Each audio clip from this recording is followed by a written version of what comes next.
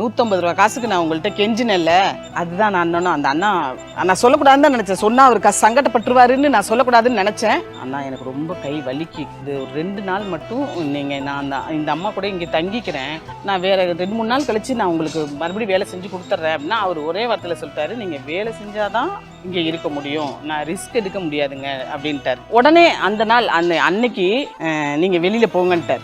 வேலை செய்யலைன்னா இருக்க முடியாதுன்ட்டார். கரெக்டா அன்னைக்கு நைட்டு ஒரு 11 மணி மாதிரி என்கிட்ட இருக்கிற 2 பை இதெல்லாம் எடுத்து கொடுத்து நீங்க வீட்டை விட்டு நீங்க கிளம்பிக்கங்கன்ட்டார். கடையில இருந்து அந்த வாசப்படியில அந்த ஒரு நாள் ஃபுல்லா ரோட்ல தான் தூங்குனேனே. இன்னைக்கும் அது நடந்து இத்தனை வருஷம் ஆயிடுச்சு.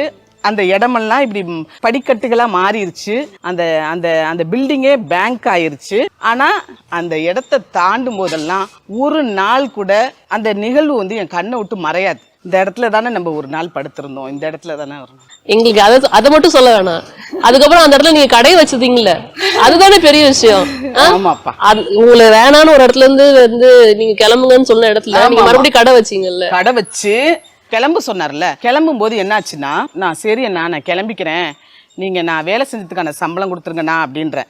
நீங்க 3 நேரமும் சாப்பிட்டீங்கல்ல, சரியாயிடுச்சு அப்படின்னாரு. எனக்கு நிஜமாலுமே அந்த நேரம் என்ன சொல்றேன்னு தெரியல. அப்படியே கூனி குறுகி போயிட்டேன். நான் வெளியில போகணுன்னா, எனக்கு ஒரு பஸ்ஸுக்கு போகணுன்னா கூட எனக்கு ஒரு 10 ரூபா வேணும். அந்த நேரத்தில் என்கிட்ட ஒன்றுமே இல்லை, கையில் காசு இல்லை. நான் வேலை செய்கிறேன்னு நினச்சிட்டு இருக்கேன். அதையும் இவர் இல்லைன்னு சொல்லிட்டாரு. என்னால் வேலையும் செய்ய முடியல, என்ன பண்ணுறதுன்னு தெரில. அவர் நான் அழுததை பார்த்துட்டு எனக்கு பாவம்னு சொல்லிட்டு 150 ரூபா காசு கொடுத்தாரு. நான் அதை அப்படியே சிரிச்சுக்கிட்டு நான் வாங்கிட்டு வந்துட்டேன். ஆனால் அந்த நேரத்தில் எனக்கு அழுக வரல, ஒரு சிரிப்பு தான் வந்துச்சு. 150 ரூபா காசுக்கு நான் உங்கள்கிட்ட கெஞ்சினேன்ல, அதுதான் நான் அண்ணனும். அந்த அண்ணா நான் சொல்லக்கூடாதுன்னு தான் நினைச்சேன். சொன்னா அவர் சங்கடப்பட்டுருவாருன்னு நான் சொல்லக்கூடாதுன்னு நினைச்சேன். அண்ணா எனக்கு ரொம்ப கை வலிக்குது, ஒரு 2 நாள் மட்டும் நீங்க நான் இந்த அம்மா கூட இங்கே தங்கிக்கிறேன், நான் வேற 2-3 நாள் கழிச்சு நான் உங்களுக்கு மறுபடியும் வேலை செஞ்சு கொடுத்துட்றேன் அப்படின்னா அவர் ஒரே வார்த்தையில சொல்லிட்டாரு, நீங்க வேலை செஞ்சாதான் இங்க இருக்க முடியும், நான் ரிஸ்க் எடுக்க முடியாதுங்க அப்படின்ட்டார். உடனே அந்த நாள் அன்னைக்கு நீங்க வெளியில போங்கன்ட்டார்.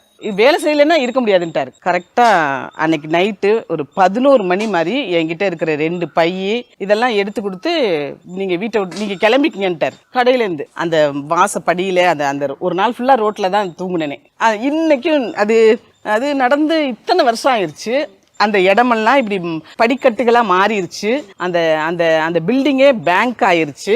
ஆனா அந்த இடத்தை தாண்டும் போதெல்லாம் ஒரு நாள் கூட அந்த நிகழ்வு வந்து என் கண்ணை விட்டு மறையாது. இந்த இடத்துல தானே நம்ம ஒரு நாள் படுத்திருந்தோம், இந்த இடத்துல தானே வரணும். பிஹைண்ட் டோர்ஸ் பெருமையுடன் தயாரித்து வழங்கும் மூன்வாக் மியூசிக்கல் நைட் ஜனவரி 4 ஞாயிறு மாலை 4 மணி அளவில் சத்யபாமா யூனிவர்சிட்டி சென்னையில் நடைபெற உள்ளது. உங்கள் டிக்கெட்ஸை BookMyShow, district ticket 9 மற்றும் கின் ஆப் ஹலில் ஸ்கிரீன்ல தெரியுற வாட்ஸ்அப் நம்பர் வெப்சைட் மூலமாக புக் செய்வோம். See you there.